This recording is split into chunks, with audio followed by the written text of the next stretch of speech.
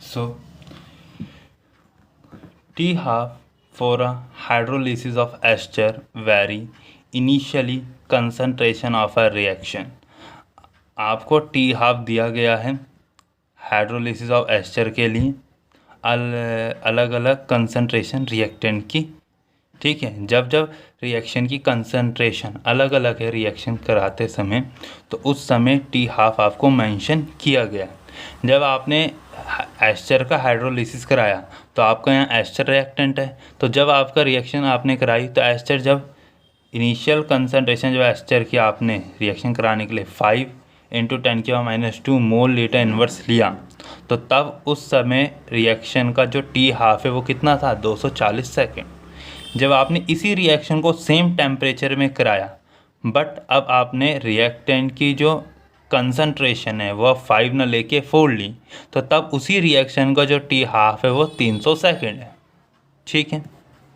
जब आपने इसी रिएक्शन को सेम टेम्परेचर में करवाया बट रिएक्टेंट की इनिशियल कंसंट्रेशन आपने 4 ना लेके अब 3 ली, तो आपका टी हाफ कितना हो गया 400 सेकेंड हो गया। बताइए हाइड्रोलिसिस ऑफ एस्टर किस ऑर्डर की रिएक्शन है, ठीक, ये बताइए। तो सबसे पहले मैं आपको ये बताना चाहूँगा, या आपको पता होना चाहिए, जो रिएक्शन का टी हाफ होता है वो इन्वर्सली प्रोपोर्शन होता है किसके, रिएक्टेंट की इनिशियल कंसंट्रेशन का मतलब जब आपकी रिएक्शन शुरू नहीं हुई है तब के, और n-1, ये आपको पता होना चाहिए। जो किसी भी रिएक्शन का जो टी हाफ होता है वो इन्वर्सली प्रोपोर्शन होता है रिएक्टेंट की इनिशियल कंसंट्रेशन की पावर n-1। अब n यहाँ क्या है, यह है आपका ऑर्डर, यह आपका है ऑर्डर। इतनी बात समझ में आई। जब मैं इस टी हाफ को हटाऊंगा तो मुझे कुछ कांस्टेंट मिलेगा, मैंने बोल लिया a, ठीक है, मैंने कर लिया ये n-1, ठीक है, ये हो गया। अब हम क्या करेंगे, हमें 3 डाटा दिया हुआ है, इन तीनों डाटा के कॉरस्पॉन्डिंग हम इसके अकॉर्डिंग 3 इक्वेशन जनरेट करेंगे। जब आपने रिएक्शन कराने के लिए एस्टर को 5 × 10⁻² मोल लीटर इन्वर्स की कंसंट्रेशन में लिया, तो उस रिएक्शन का जो टी हाफ है वो कितना है 240। तो रखिए 240 = ए, कोई कांस्टेंट हमें पता नहीं कितनी वैल्यू है, ठीक है।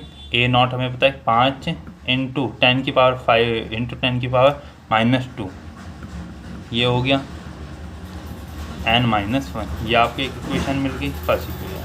अब हम सेकंड इक्वेशन के कॉरस्पॉन्डिंग, सेकंड डाटा के कॉरस्पॉन्डिंग भी इक्वेशन बनाएंगे। क्या, टी हाफ कितना है 300 और ए आपको पता है कितना है, ए हमने लिया, ये आया 4 × 10⁻² ×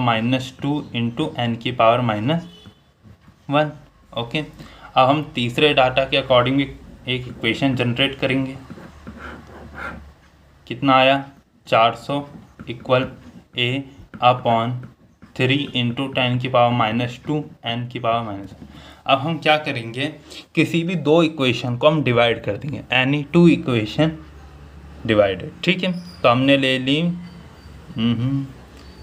3 और 4 हमने इक्वेशन ले ली, क्या हमने, नहीं 3 को डिवाइड कर दिया हमने 2 से, ठीक है, 3 को हमने डिवाइड कर दिया 2 से। सो अब क्या होगा, जो 400 है अपॉन 300 है इक्वल A/3 × 10⁻² n-1, और नीचे ए आएगा और ये आएगा 4 × 10⁻² n-1। अब ए से ए कटेगा, 0 से 0 कटेगा, तो आएगा 4/3 इक्वल, ये ऐसे लिख सकते हैं 4 × 10⁻², 3 × 10⁻² n-1। अब क्या होगा, इससे ये कट जाएगा, ठीक है। अब कितना बच गया, 4 की पावर 3 = 4 की पावर 3 की पावर n-1, ओके। अब इसके कुछ है नहीं, मतलब पावर कितनी है इसकी 1 है, ठीक है। अब जब पावर 1 है, सो जब बेस सेम है तो पावर को हम कंपेयर कर सकते हैं n-1। सो जब ये -1 है ये उधर जाएगा, सो n की n की वैल्यू आएगी 2, मतलब ये रिएक्शन सेकंड ऑर्डर की है। ये रिएक्शन कितने ऑर्डर की है? It's a second order. Okay, next question is, एक रेडियो एक्टिव एलिमेंट है जो रेडियो एक्टिव डिके कर रहा है और वो इस तरीके से कर रहा है। एक रेडियो एक्टिव एलिमेंट है, उसने डिके किया, बना बी और सी।